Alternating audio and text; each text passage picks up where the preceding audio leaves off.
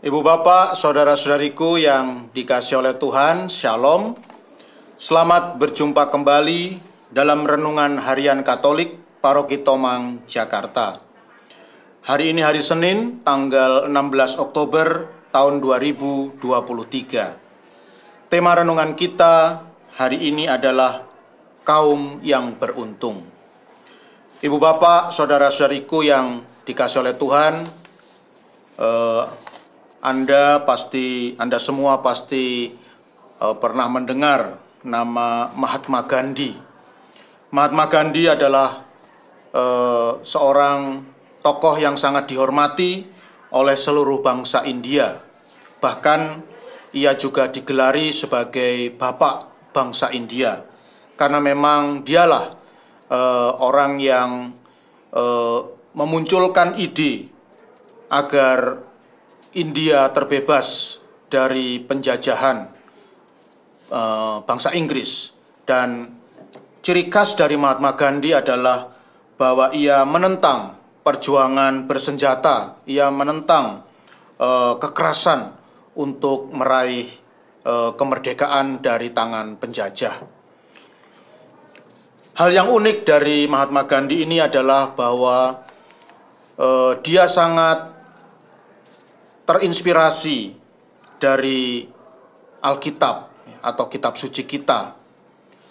Ia sangat mencintai kitab suci kita atau Alkitab. Bagian yang menjadi favoritnya adalah Injil Matius bab 5 ayat 1 sampai dengan 12, yaitu tentang khotbah di bukit, atau secara khusus sering juga dikatakan atau diistilahkan sebagai 8 sabda bahagia. Pasti Bapak Ibu saudara-saudari pernah mendengar 8 sabda bahagia itu.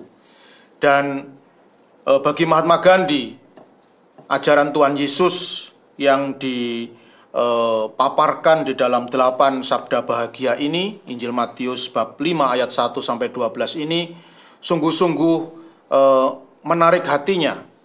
Sungguh-sungguh memberikan inspirasi yang luar biasa bagi dia.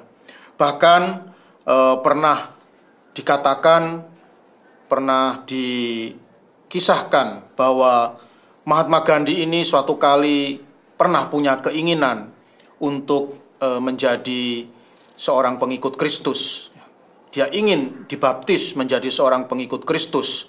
Namun keinginannya ini tidak bisa terwujud karena bangsa Inggris menerapkan politik diskriminatif, diskriminasi yang membedakan manusia antara yang kulit putih dengan kulit yang berwarna. Dan ini menjadi batu sandungan bagi Mahatma Gandhi untuk bisa menjadi seorang pengikut Kristus.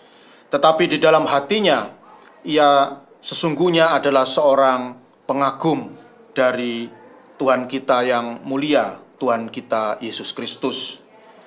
Bahkan pernah juga Mahatma Gandhi ini berkata bahwa seandainya setiap orang Hindu menjalankan 8 sabda bahagia dengan sungguh-sungguh, maka ia pasti akan menjadi orang Hindu yang sempurna.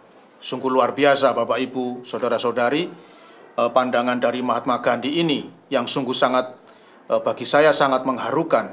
Dia mengatakan demikian, bahwa setiap orang Hindu yang mau menjalankan 8 sabda bahagia yang ada di dalam Alkitab itu, ia pasti akan menjadi seorang Hindu yang sempurna. Maka tentu apalagi kita yang pengikut Kristus ini, kalau kita menjalankan 8 sabda bahagia itu dengan sungguh-sungguh, ya pasti kita akan menjadi pengikut Kristus yang sempurna. Inilah Bapak Ibu saudara-saudari, inspirasi kita dari seorang tokoh yang sangat terkenal bernama Mahatma Gandhi. Ibu bapak saudara-saudariku yang dikasihi oleh Tuhan, dalam Injil Lukas bab 11 ayat 29 sampai 32, Tuhan Yesus menegur orang-orang Farisi yang menuntut tanda dari dia. Orang-orang Farisi menuntut tanda atau mujizat dari Tuhan Yesus supaya mereka bisa percaya akan kuasa Kristus sebagai Mesias. Dan Tuhan Yesus merasa jengkel dengan permintaan orang-orang Farisi ini, karena pada kenyataannya Tuhan Yesus sudah begitu banyak mengadakan mujizat, menyembuhkan orang sakit, mengusir roh jahat dari orang yang kerasukan, dan juga membangkitkan. Dalam Injil dikisahkan 3 kali Tuhan Yesus membangkitkan orang mati.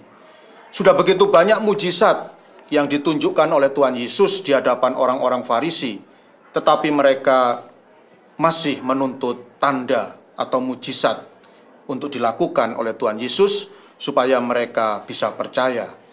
Dan Tuhan Yesus sangat jengkel dengan sikap orang Farisi ini, dan Tuhan Yesus pun berkata bahwa Ia tidak akan memberikan tanda sama sekali kepada orang-orang Farisi itu kecuali tanda Nabi Yunus. Nah, Bapak Ibu saudara-saudari, kita tentu tahu ya cerita tentang Nabi Yunus itu ya, bahwa Yunus ya diutus oleh Allah untuk mentobatkan orang-orang Ninive, orang-orang kafir, orang-orang barbar ya, yang sangat buas. Dan Yunus akhirnya mampu membuat orang-orang Ninive ini ya, bangsa yang sangat ganas dan buas ini, menjadi pengikut Tuhan, menjadi orang-orang beriman, menjadi orang-orang yang bertobat dan percaya kepada Tuhan. Dan juga Tuhan Yesus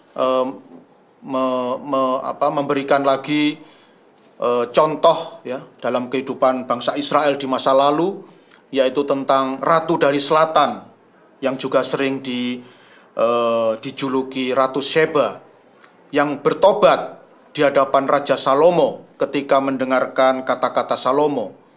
Ia yang juga adalah orang kafir, yang termasuk cendekiawan dan sangat pandai, mau bertobat dan menyerahkan imannya kepada Yahweh, kepada Tuhan, ketika mendengarkan kata-kata Salomo.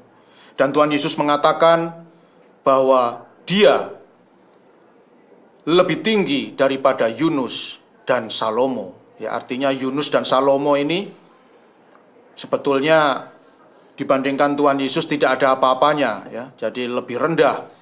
Tetapi mengapa bangsa-bangsa kafir itu, bangsa Ninive dan juga Ratu dari Selatan itu mau mendengarkan mereka ya. Sedangkan orang-orang Yahudi, terlebih-lebih lagi orang-orang Farisi ini, yang setiap hari berjumpa dengan Tuhan Yesus, melihat segala mujizat yang Dia selenggarakan ya, orang sakit disembuhkan, orang kerasukan disembuhkan, orang mati dibangkitkan, masih belum mau bertobat juga, dan malah masih menuntut tanda atau mujizat dari Tuhan Yesus.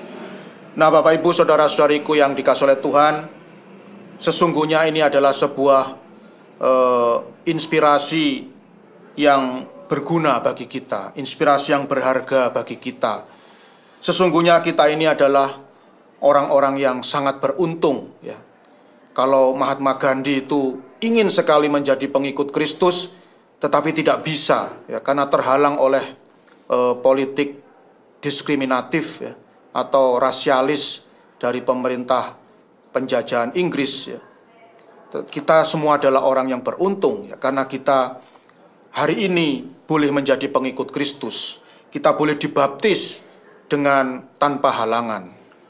Maka marilah kita sungguh-sungguh menghargai kesempatan ini. Iman yang sudah dianugerahkan oleh Tuhan ini, mari sungguh-sungguh kita hargai ya. Banyak orang Katolik yang imannya, hidup berimannya itu suam-suam kuku ya. Hidup berimannya itu seperti mati ya, tidak hidup ya. Dan ketika ditanya kenapa kalian kok tidak begitu bersemangat untuk mengimani Tuhan Yesus Kristus. Mereka bersikap seperti orang-orang Farisi itu. Ya, jadi, ya Romo, saya sudah banyak berdoa supaya intensi saya ini terkabul, tapi nyatanya tidak dikabulkan oleh Tuhan. Romo, saya sudah banyak berdoa supaya saya dapat mujizat, disembuhkan dari sakit, rezeki saya dilancarkan, ekonomi saya dipulihkan, bisnis saya juga dilancarkan, tetapi Tuhan tidak mau membuat mujizat dalam hidup saya. Maka saya pun merasa tidak ada gunanya lagi, Romo, untuk mengimani Tuhan Yesus. Waduh, ini mengerikan sekali. Lalu apa bedanya dengan orang-orang Farisi yang dikecam oleh Tuhan Yesus itu, yang setiap hari melihat anugerah dan karunia yang diselenggarakan oleh Tuhan, tapi tetap masih menuntut tanda, menuntut mujizat, supaya percaya kepada Tuhan Yesus sebagai Mesias.